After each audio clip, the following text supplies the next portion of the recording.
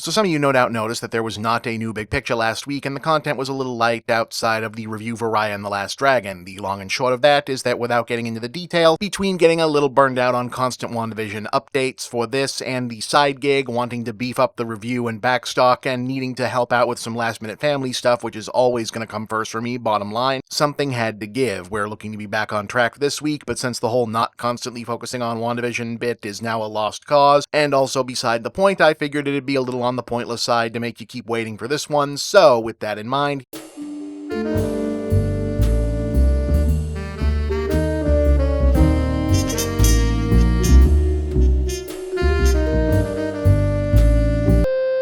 okay, so final thoughts. What did I think about all of this wrapping up? I thought the show was terrific. I mean, this isn't a series review. I'll probably post one of those when I get a moment to do so. But if I was to give it a shorthand breakdown, I think this was as much of a home run for the start of MCU TV under the Feige regime and Disney Plus, probably as much as the first Iron Man was for the feature side. You know, it's a statement maker. Yeah, we're making stuff that you're probably going to watch anyway because you like it, but we're actually going to deliver something kind of cool. You're going to talk about this. At least that's the out loud statement. The unspoken statement, clearly at this juncture, is now Kevin Feige clearly has made a deal with some kind of demon, because no one is lucky enough to have every damn turn of events continue to break their way in this regard. Oh no, our entire production and release schedule was delayed by a full year because of a global pandemic, just after we released our big end of first era crossover event, thus totally negating any discussion of whether or not people are now feeling fatigued or burned out on our product, and instead turning any damn thing we eventually finish and put out into a desperately awaited return of Wayne to the desert.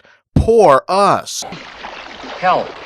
Police. What's that? During this period of waiting and want, billions of people are going to be experiencing collective trauma of mentally draining housebound isolation and the coping therewith of by sinking back into nostalgic television comfort viewing, which also happens to be the subject of the first project we're going to end up being able to finish and release because of the nature of its setting, meaning we're shooting most of it on interiors.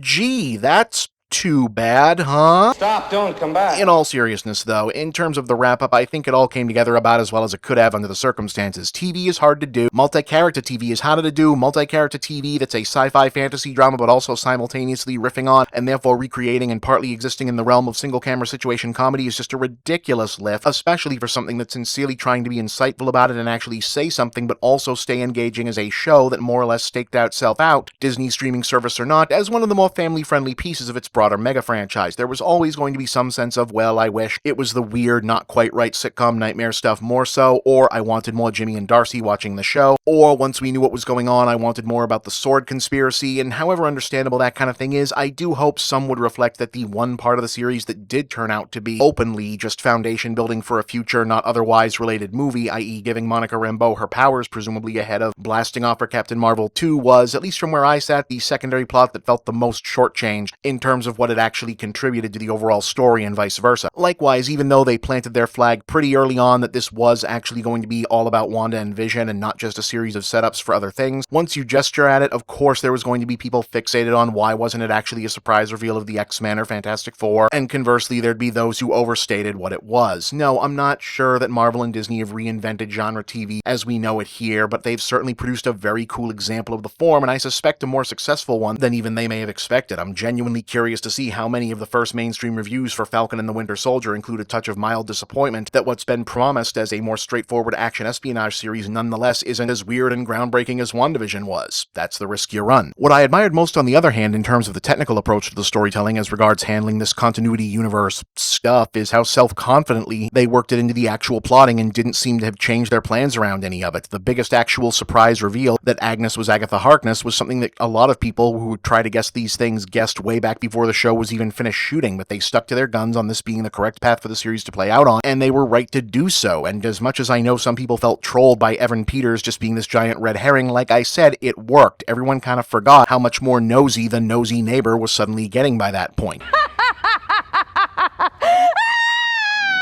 But by far the most interesting and important thing is that the series stuck the emotional and psychological landing it needed to in its final moments. WandaVision was structured in such a way that I feel like a lot of people arrived at the general understanding of what was probably going on at different points leading up to the series just straight up telling us, but once you had a handle on it, what was clear to anybody was that there was just no way for this to end neatly or happily, no matter what. Our ostensible protagonist had started out very much in the wrong, and the question wasn't whether she was going to suffer for having done so, it was how much and to what end. Ultimately, Wanda exited the story having grown in power and self-awareness, but neither of those things are what she was looking for, regardless of if she should have been, and the things she did want were further away than ever before. And yeah, that whole stretch of like putting the kids to bed and saying goodbye to Vision as the hex collapsing erased them all was a devastating way to close out the series, and at least as sad, if not sadder, than the ending of Infinity War. I mean, I seriously thought they were going to find a way to save the kids, but I guess instead they're going to save that for a big pop in one of the movies now. But damn, that was some sad shit. And in terms of what's most lasting about it, yeah, I do think this was a pretty unique and at times profound way for a work like this to explore some dark territory about how we choose to deal with things like grief and loss. There's been darker versions of a lot of these same ideas, but not necessarily packaged in this same way or revealed in this same order through the same kind of vehicle where they'd be received by the same audience who may well have needed to hear them. Like I said before, the big metaphor that they've kind of borrowed and pared down into something a little more personal and introspective from the House of M event series is basically an empathetic but still firm indictment of retreating into a safe space mindset without taking into account what that does to the people we inevitably end up trapping in there with us or the world we end up leaving behind outside. Stripped of the genre trappings, WandaVision was about a woman who suffers an emotional breakdown and shuts herself away to retreat into a nostalgic delusional state where she feels safe, but also becomes controlling, possessive, and even violently abusive to anyone who attempts to coax her out of said state from the inside, while others outside struggle to understand what's even happening in the first place.